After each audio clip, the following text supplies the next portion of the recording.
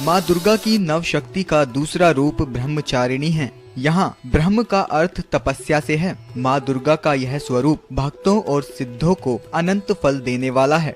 इनकी उपासना से तप, त्याग, वैराग्य, सदाचार और संयम की वृद्धि होती है। ब्रह्मचारिणी का अर्थ तप की चारिणी यानी तप का आचरण करने वाली।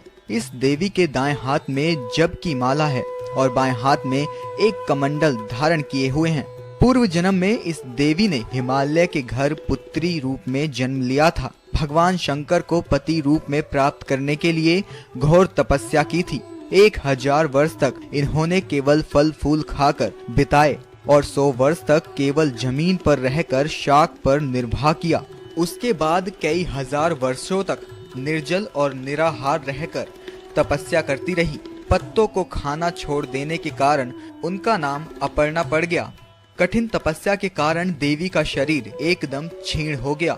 देवी, ऋषि, सिद्धगण, मुनि सभी ने ब्रह्मचारिणी की तपस्या को अभूतपूर्ण पुण्य कृत्य बताया, सराहना की और कहा, हे देवी, आज तक किसी ने इस तरह की कठोर तपस्या नहीं की।